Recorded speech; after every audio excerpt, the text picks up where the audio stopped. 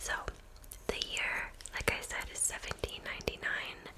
The place is called Exeter, Rhode Island, United States of America. And in this small little area, a family named the Tillinghast lived, and they were very successful apple farmers. Now, the parents, or the main people of the house, they were named Stuckley and Honor Tillinghast, and they had 12 children. This was 1799, right? And from what it seems, they were a very happy, hard-working family who just wanted to work their orchard and sell their apples. But no, the 18th and 19th centuries sucked, pun intended, because we are talking about vampires in this story. And yeah, this time in history, there was a lot of scary shit going on, right? And one of those things, of course, was disease. So basically, the years of 1784 to roughly 1893 saw a time in history where, like so many times before, people were looking for answers to things that they just did not understand yet. And that really is a good description for the whole entire story and what we're about to get into, because not understanding certain diseases, the answers that they came up with when it came to disease, like you can't make this stuff up. And I mean, they were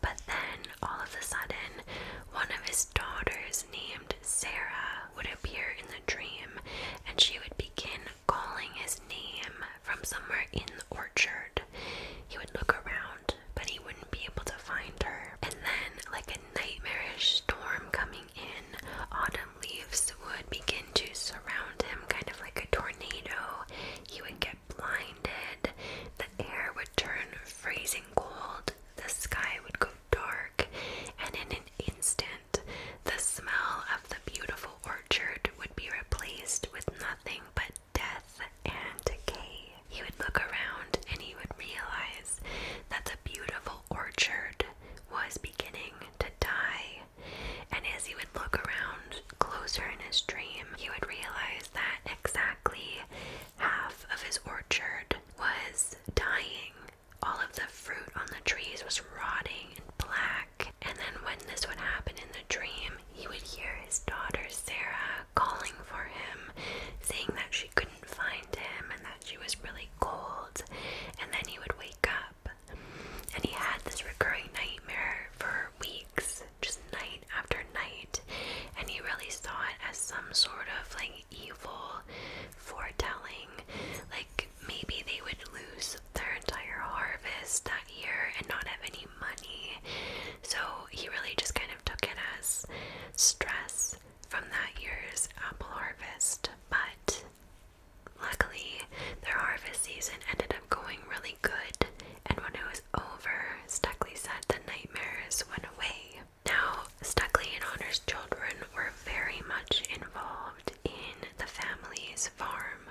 Like, of course, right? That was what kids did. They were a part of the farm. I don't know, you know what I mean? It was 1799. So all of them had specific chores and duties that they did on a daily basis to help prepare for the harvest every year. But when the harvest of that year was over, one of Stuckley's daughters, Sarah, the girl from the nightmare, she began acting really strange. Now normally Sarah was very quiet and reserved anyways, but the family noticed that she began really kind of turning inwards after the harvest, and she just wouldn't spend any time with them anymore. She basically would stay in her room like 24 hours a day, and this was very odd. And they realized that Sarah was doing this because she had come down with a really terrible illness. And this illness at the time was called consumption, but it was, of course, what we know as tuberculosis. And the family, as well as basically everybody in the world at the time, they had no idea what it was, where it came from, how people got it, how to cure it. Like, nothing was known about it. And tuberculosis was referred to as consumption back then because of the rapid weight loss that would accompany the symptoms. Because whatever it was, it literally consumed people. People became living skeletons pretty much at the end of it. In addition to weight loss, of course, consumption usually saw like a really, really bad cough, and then eventually you would start coughing up blood, loss of appetite, physical pain, chest pain, amongst other symptoms. But the cough and the weight loss were two of the biggest symptoms with consumption. And again, because nobody had any idea what it was, where it came from, how you could treat it, people died really quickly. And not only that, consumption would spread insanely easily because it was airborne. It is airborne. And consumption would literally just wipe out entire families who lived under the same roof.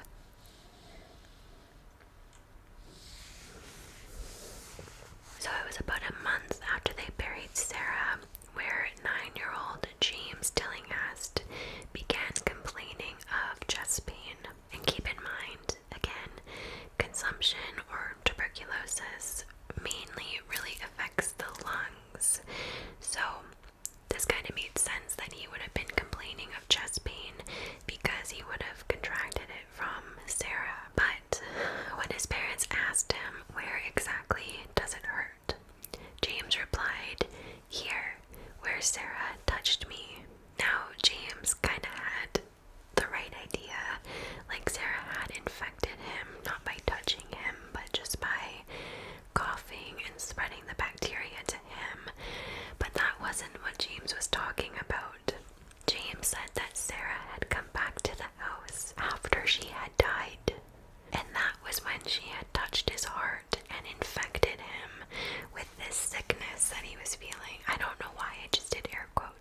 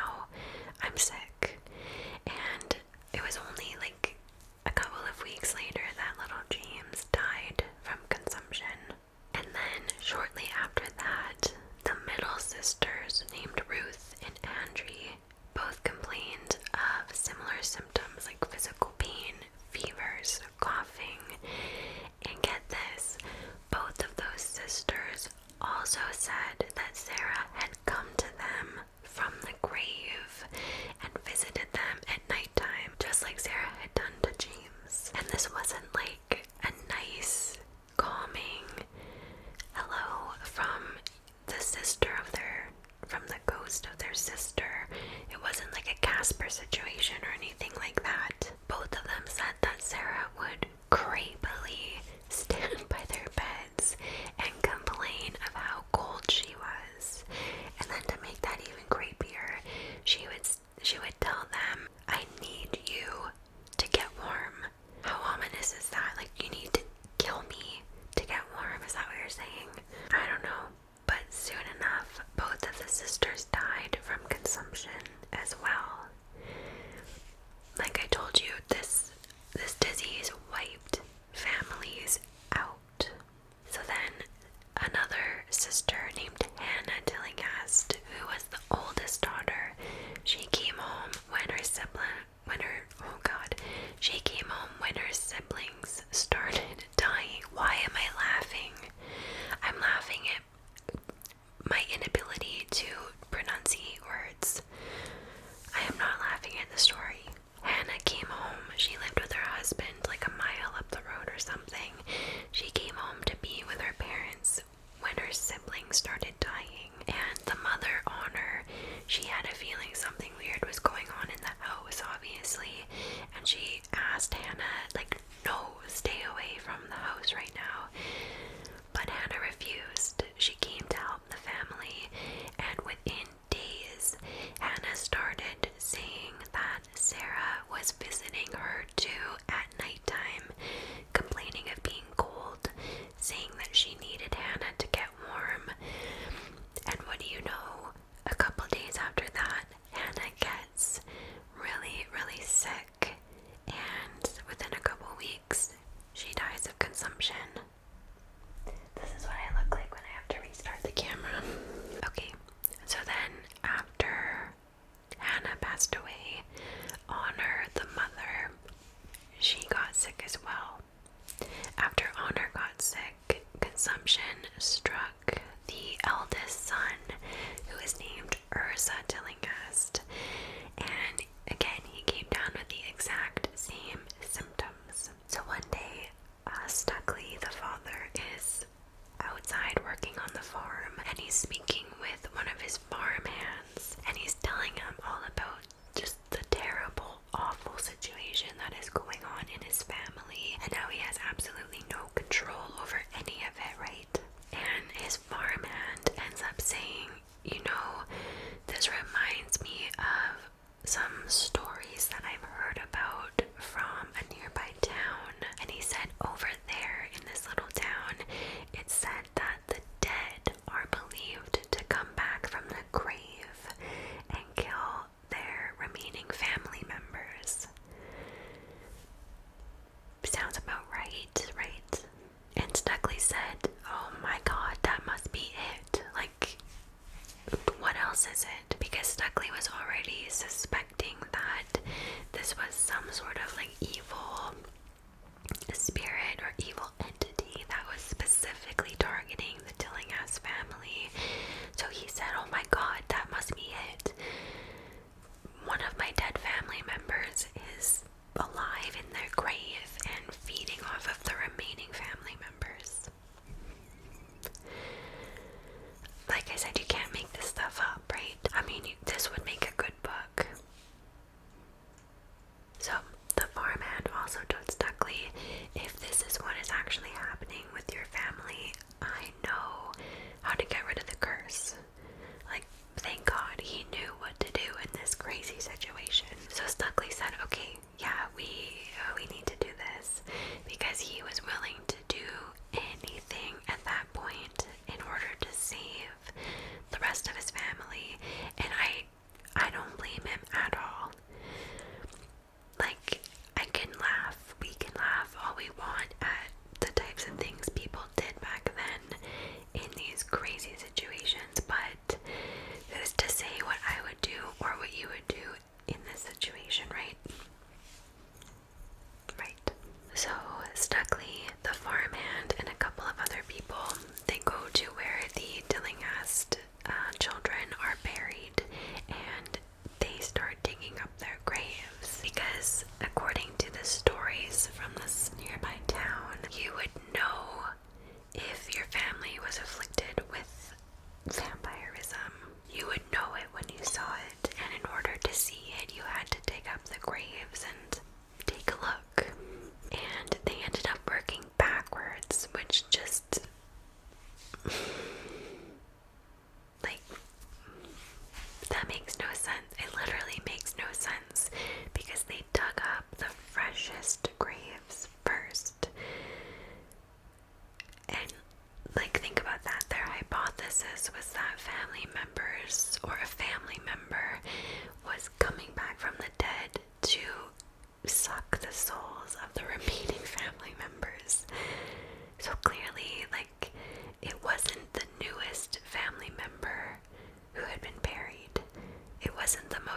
recently deceased. Why would they start with that?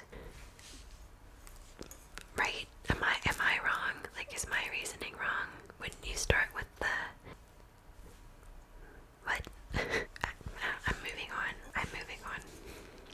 So I'm not gonna go into detail, obviously, but they dug up the graves, they opened the caskets, and they took a look, and basically they found what you would expect.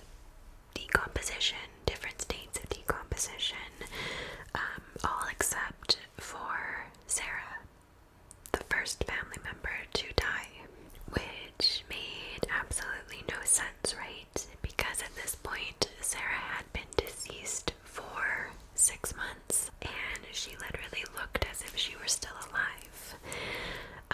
And this was proof.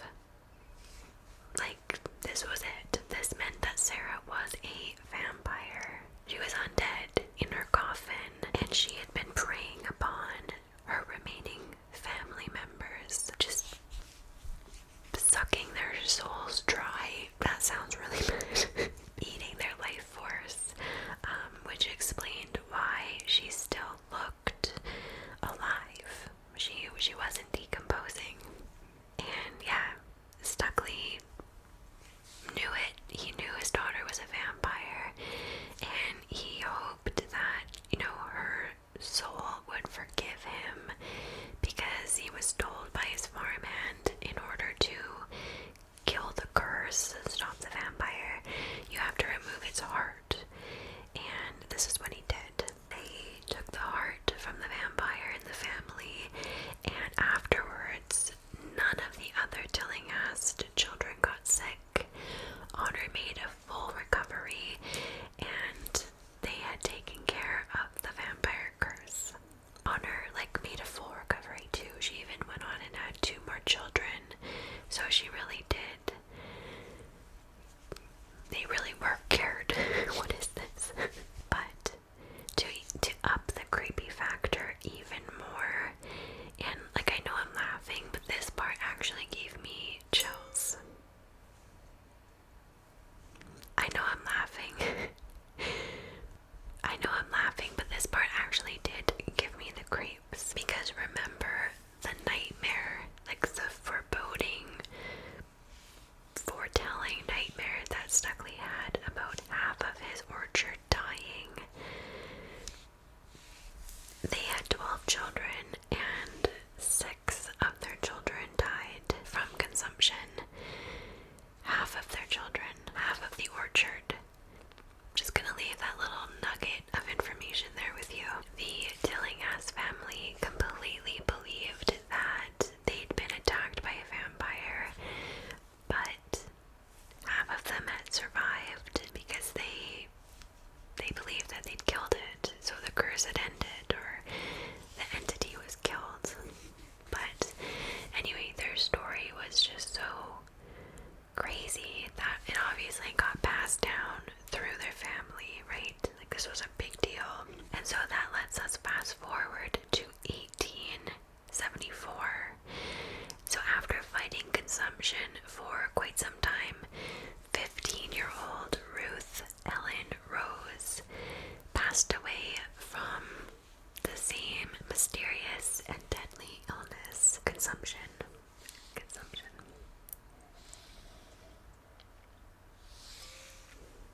This wine is a little old. The boxes of wine that I get, I think it's literally 4 liters of wine. It's a big box. But yeah, it just makes sense, right? One bottle of wine is $20, and the box of wine is 50, and you get 4.5 bottles in there, I believe. But it takes me a long time to drink it. So by the time I'm at the end of the box,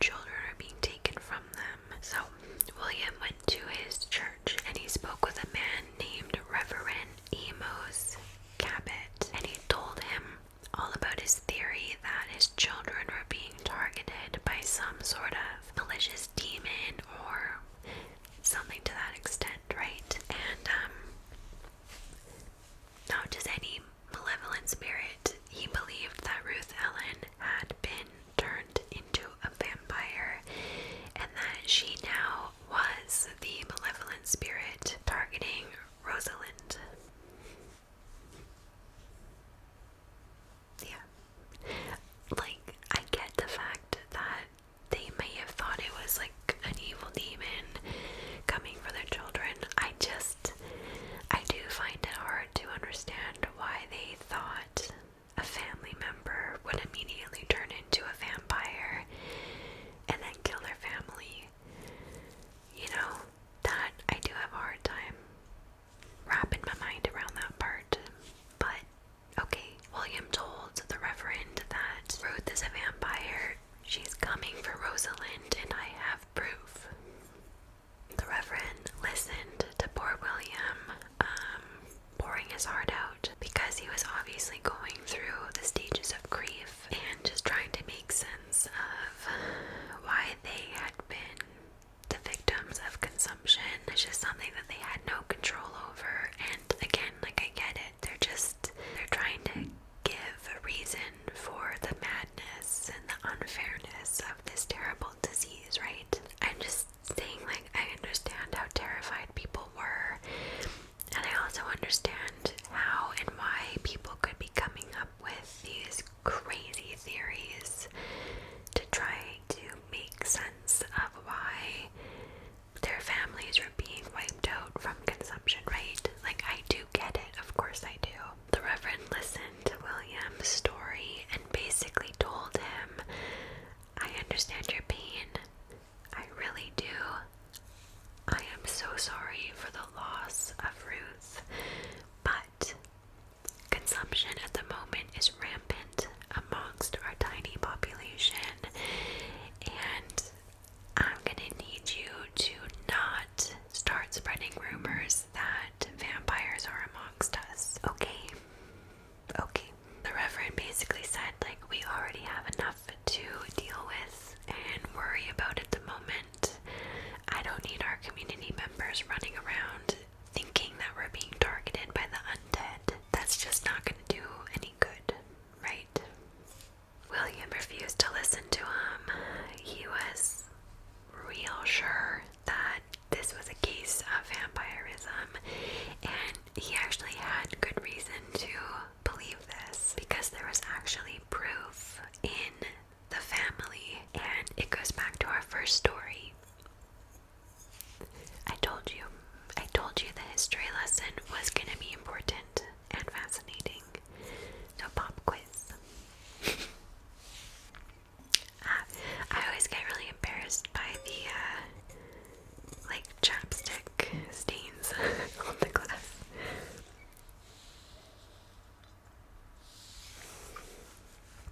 Oh, I just remembered one time Eric and I went to a restaurant, and it was like a 24-hour restaurant, and we went there after our Grace's Line shifts for dinner because we were super hungry. And I ordered a glass of milk, I think, and the glass came out, and it was literally covered with red lipstick stains. Like, it was the grossest thing I'd ever seen. Like, how did the dishwashers or the chefs not, or the server, how did they not notice that they were about to serve a new customer a glass with red lipstick stains on it? It was so gross.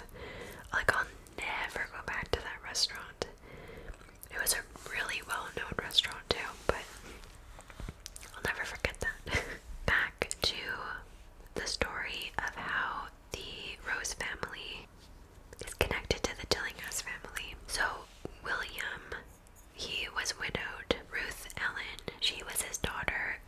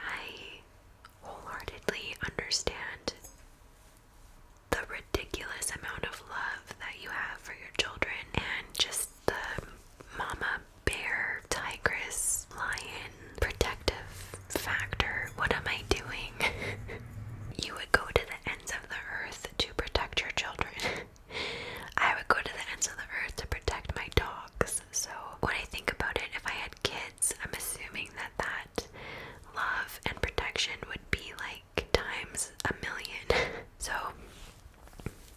again, like, I understand people were willing to do anything they had to do to try to protect their kids. And if that meant a vampire was in your family, you were gonna dig that vampire up and kill them. Right? But anyways, William gave this some serious thought, and he decided that he just couldn't risk it. Like, he just could not risk Ruth coming back to kill Rosalie.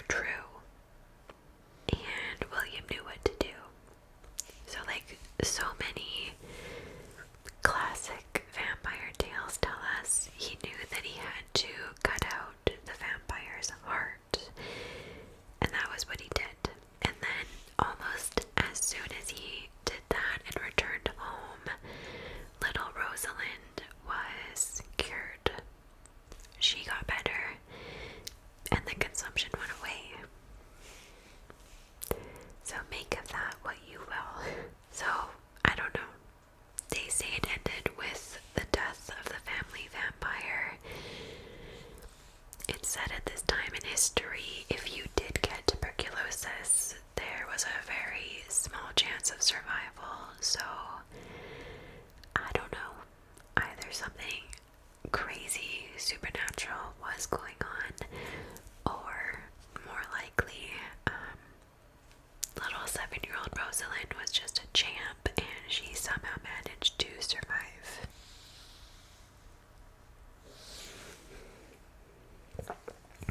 By the way, I love hearing what you guys are drinking, so please let me know. Maybe you're not drinking anything. But also I just wanted to actually shout out a comment that I got, which I don't usually do, but it actually made me just full on smile, and it warmed my heart. I won't say the name just in case the person doesn't want to be named, but she basically said, it was in response to me in my last video saying that I get really nervous when I film. She basically just said, there's no reason for you to be nervous. We're friends. Don't be nervous.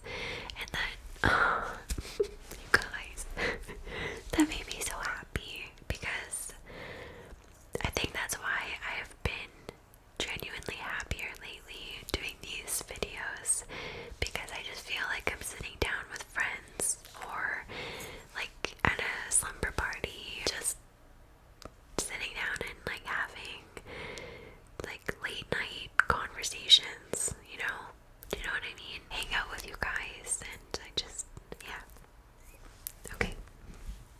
I digress as usual.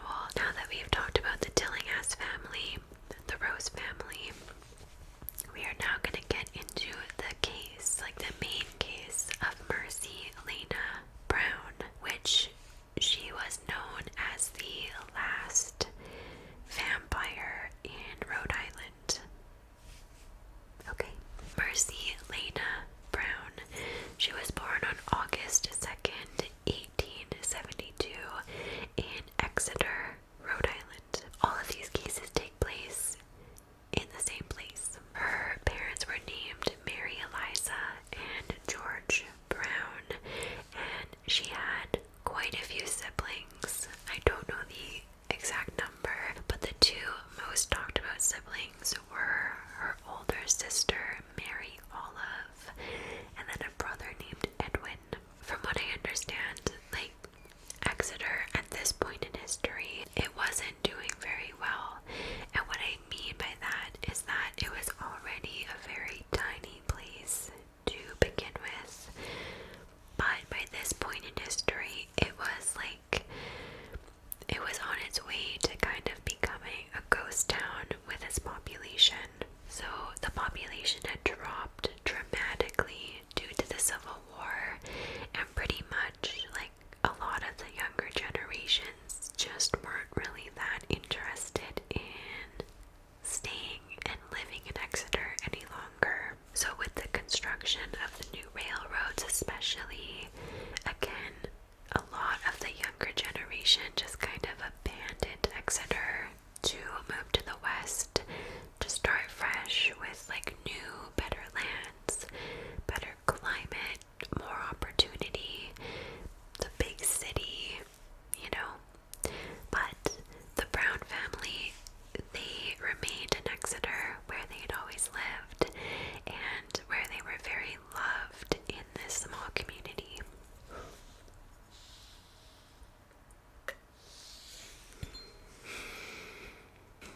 I'm one of those people who is very, very bad with, what do you call them? Stemmed wine glasses. I mean, these are beautiful. I got these as a Christmas gift last year, but I almost always spill them. I think I'm much more suited to the little, you know, the wine cups. Much easier.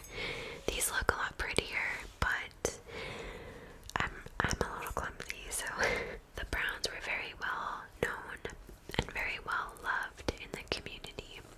So Mercy's older sister, Mary Olive, she was a dressmaker, and Edwin was a store clerk at the local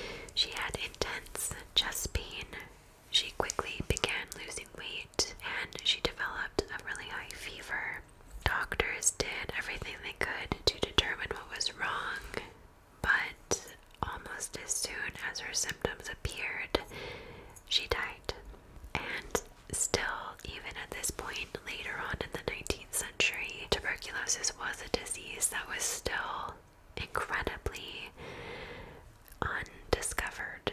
What? Nobody knew what it was. It's a disease that is spread by germs, right?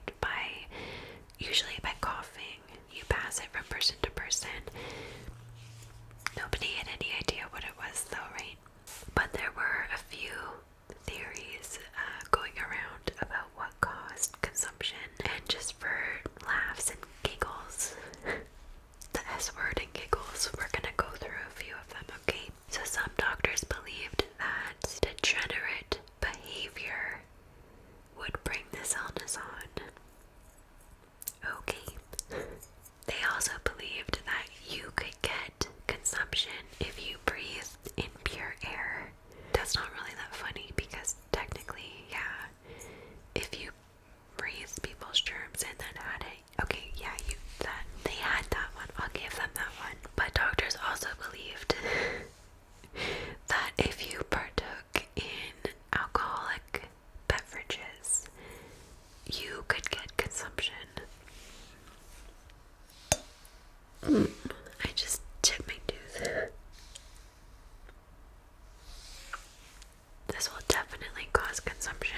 So another popular theory for how people contracted consumption was actually want amongst the poor.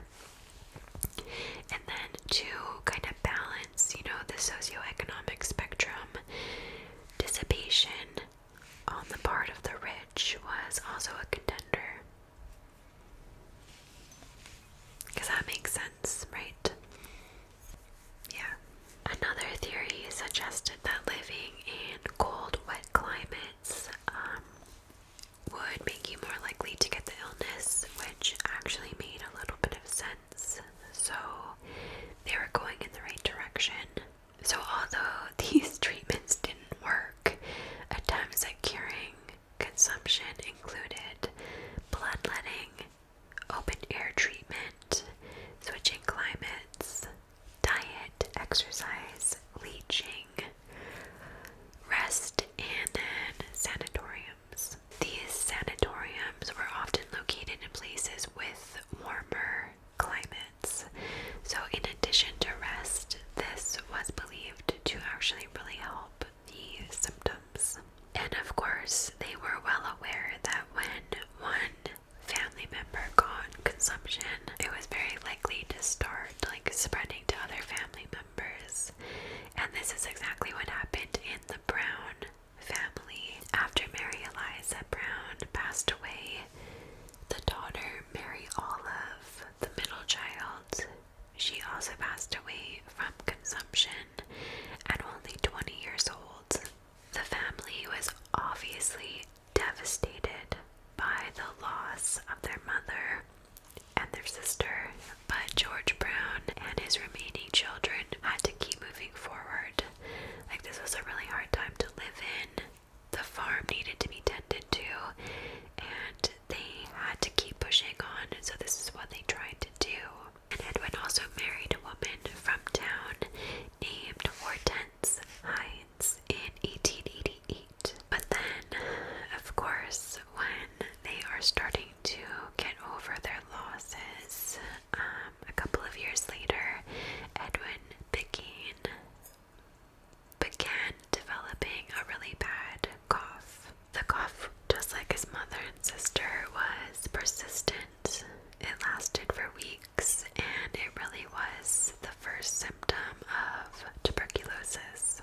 And of course, praying that the same outcome didn't happen for Edwin, his father and his wife rushed him to the hospital, or to the local doctor, and the doctor recommended actually that Edwin travel to Colorado Springs in order to change climate to try to help with his symptoms. This is what they did. Edwin and his wife moved to Colorado for, I believe, 18 months to get the drier climate. Around 3 months after Edwin and his wife left, the family's worst fear struck again, and Mercy Lena Brown, she got sick as well. And again, she had the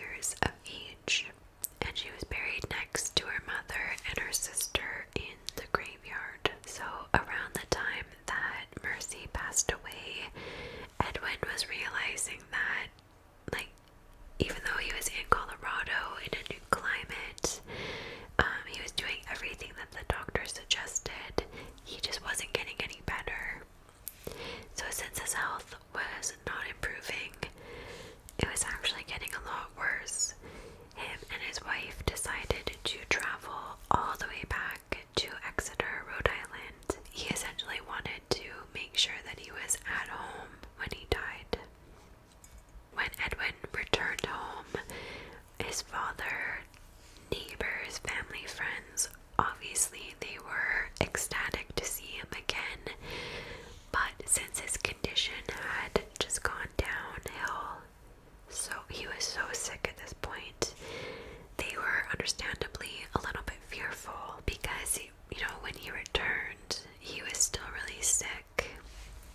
But neighbors and stuff started noticing that when he went back to the childhood home, Edwin kind of started to get sicker. Like his symptoms got worse when he returned home. This made people a little suspicious. When people get suspicious, they start speculating. I'm guilty of it too. They basically got together and they said Mary Eliza died from consumption, then Mary Olive died, now Mercy has died, and now we're losing Edwin to consumption as well. Consumption is literally wiping through the entire Brown family, and so they go to George's house and they have a little chat with him. They say, "We think we know what caused the death of your children. It's a vampire. Like, it has to be. We are certain it's not a physical, biological illness. It is supernatural in origin, and we know how to stop it." Whispering this much is definitely very hard on the throat. I just found a recipe for a drink made with honey, which I'm excited to try because I think it's going to be really yummy, but I also think it's going to be very soothing on the throat. So stay tuned for Friday's video. The neighbors got together and they said to George, we're very sorry, but your family is being eaten by a vampire. And Edwin is next. Like, Edwin's the main course. They say one of the 3 women in the family who are deceased, they are currently undead in their coffin. They're sucking the life force out of Edwin, and you are probably next. And George says, no. No. Just picture this for a minute, right? Like, you're a grieving spouse, and you're also a grieving father, and you've just lost 3 members of your immediate family, and you know that you are likely about to lose your only son as well. And members of your community are coming to you and saying, "It's a vampire. We know it. A vampire is slowly killing your entire family." And even though you're thinking, like, there's no way, what are you talking about? Like, a vampire is not killing my family from the grave. You're also so terrified that you are about to lose your last child that you're desperate to basically do anything to try and save them. So what do, right? Like, you listen to your community. And I think I would probably do the same thing if I was in their position. And so George agrees. He says, "Okay, you guys want to dig up my family's bodies just to see if one of them is a vampire. Okay, let's do it. Especially if it's gonna somehow save Edwin, right? So there's no harm in checking, basically. But George had one condition, and that was that he wanted Mercy's doctor to be present when they dug up the graves. So this guy's name was Harold Metcalf, and he had been Mercy's doctor up until she had passed away from consumption. This doctor also thought that the whole vampire thing was, like, just ridiculous. And he actually really encouraged George to say no. He said, "Don't let them dig up the bodies, because that's only going to be more traumatic for you and just delay the grieving process." But George said, like, "We're doing it. We need to disprove that one of my family members is a vampire, because the whole town of Exeter think they are." Like, if anything, George just wanted to disprove it, right? But he also wanted to save Edwin, so he was basically kind of at a crossroads, right? And so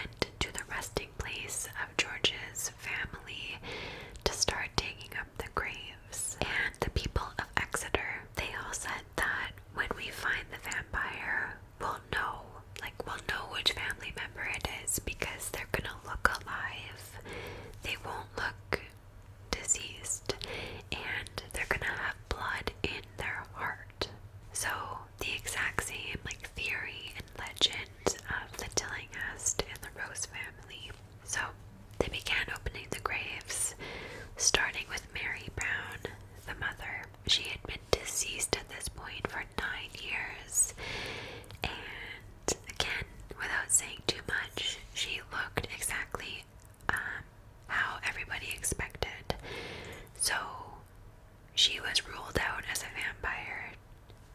They just dug up her grave for absolutely no reason. Next, they move on to Mary Olive's grave, and they noted that she had been deceased for 5 years at that point, but she still looked a little good. Kind of good. But this was kind of suspicious. She didn't look like she'd been deceased for 5 years. They checked the heart, and they didn't find any blood, so Mary Olive was also ruled out as being a vampire. Finally, they moved on to Mercy's grave, and I just need to preface this here with a little bit of science, okay? What happens in the winter when it gets really cold, ladies and gentlemen? The ground freezes, right? If you take a shovel out to your backyard in the middle of winter in like negative 20-degree weather, what happens? You can't dig it up, right? Maybe you could, but it would be very hard. And what I'm getting at is, where do we typically bury our dead? In the ground, right? So, Mercy died in January of 1892, which happened to be an exceptionally cold winter in Rhode Island. They were literally unable to dig her a grave because the ground was literally frozen solid. And so they put Mercy's body in a temporary above ground crypt while they waited for the ground to thaw. So she remained in the above ground crypt for 2 months, at which point they were able to dig a grave and put her in the ground. She had literally only been in the ground for 1 month. And on top of that, March, the month of March, is still generally freezing cold, right? Mostly, I don't know, it is here in Canada. But what I am getting at is what happens when things are left in extremely cold temperatures. They get preserved, right? I don't care what it is. If it is a natural biological thing, if you leave it in freezing cold temperatures, whatever that thing is, it will be preserved. And Mercy's body was left for 3 months in freezing cold temperatures. But according to the people of Exeter, when they dug up Mercy's grave and they looked upon her face and her body, she looked as though she had before she had died. She hadn't decomposed because she'd been in freezing temperatures for 3 months. But no, the people of Exeter, they weren't having any of that. No. It was because she was a vampire. That's what had preserved her body. She was undead, sucking the life force out of Edwin.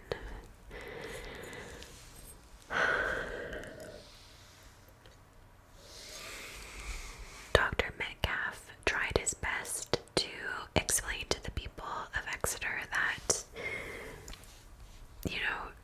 this was normal. There hadn't been any decomposition because she was frozen solid, and this was normal. But nope. The people of Exeter, they just would not have any of the doctor's scientific biology-based nonsense. No, Mercy was a vampire. So naturally, the next step would be to take the heart out of the vampire. So that was what they did. They removed the heart, they burned it, and they turned it into ash, which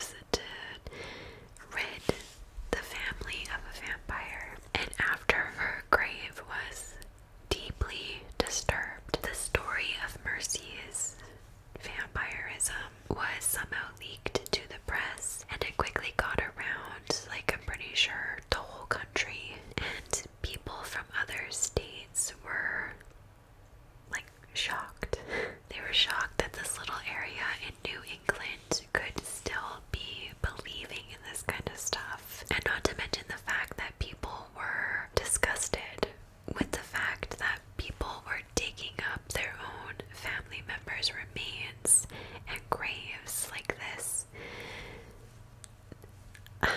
to double check if they were vampires. Like, people were outraged, they were grossed out, and they were just in disbelief, pretty much.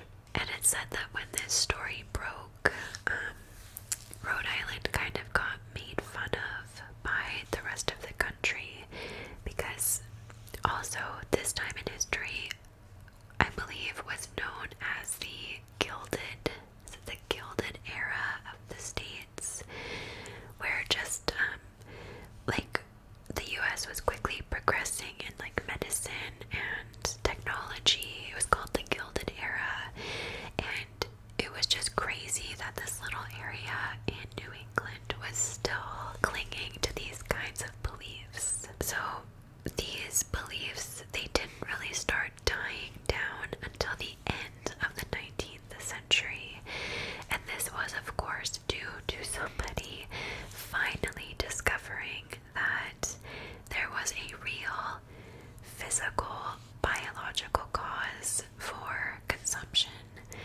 You know, no evil entities here. No.